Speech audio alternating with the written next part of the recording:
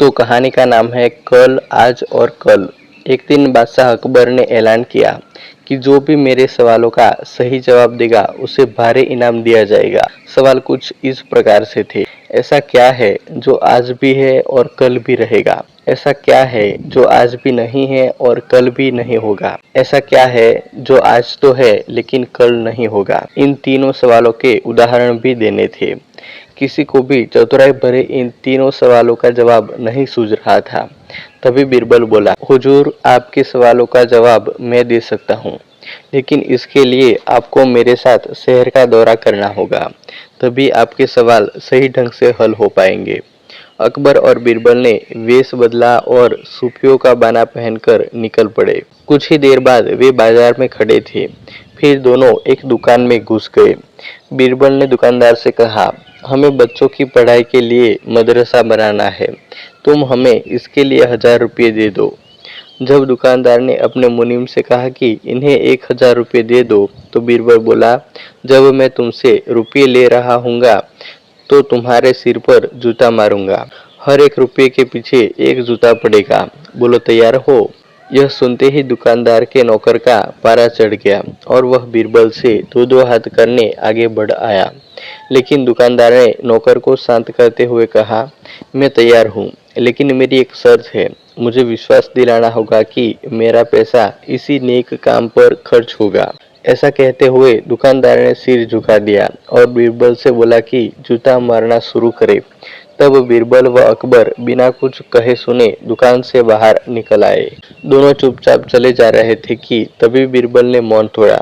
बंदा परवर, दुकान में जो कुछ हुआ उसका मतलब है कि दुकानदार के पास आज पैसा है और उस पैसे को नेक कामों में लगाने की नियत भी, जो उसे आने वाले कल यानी भविष्य में नाम देगी। इसका एक मतलब यह भी है कि अपने नेक कामों से वह जन्नत में अपनी जगह पक्की कर लेगा।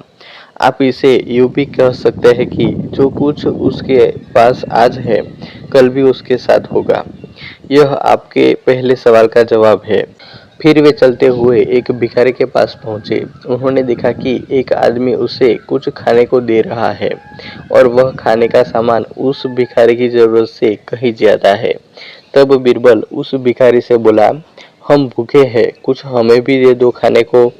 यह सुनकर भिखारी बरस पड़ा, भागो यहाँ से, जाने कहाँ से आ जाते हैं मांगने। तब बीरबल बादशाह से बोला, यह रहा हुजूर आपके दूसरे सवाल का जवाब। यह भिखारी ईश्वर को खुश करना नहीं जानता। इसका मतलब यह है कि जो कुछ इसके पास आज है वो कल नहीं होगा। दोनों फिर आगे बढ़ गए। उन्होंने देखा कि एक तपस्वी पेड़ के नीचे तपस्या कर रहा है। बीरबल ने पास जाकर उसके सामने कुछ पैसे रखे। तब वह तपस्वी बोला, इसे हटाओ यहाँ से, मेरे लिए यह बेईमानी से पाया गया पैसा है, ऐसा पैसा मुझे नहीं चाहिए। अब बीरबल बोला, हुजूर, इसका मतलब यह हुआ कि अभी तो नहीं है लेकिन बाद में हो सकता है। आज यह तपस्वी सभी सुखों को नकार रहा है, लेकिन कल यही सब सुख इसके पास होंगे। और हुजूर, चौथी मिसाल आप खुद है। पिछले जन्म में आपने शुभ कर्म किए थे, जो यह जीवन आप शान शौकत के साथ बिता रहे हैं।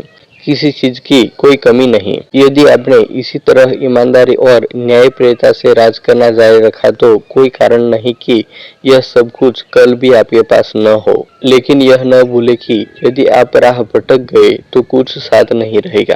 अपने सवालों के बुद्धिमत्तापूर्ण चतुराई भरे जवाब सुनकर बादशाह अकबर बेहद खुश हुए।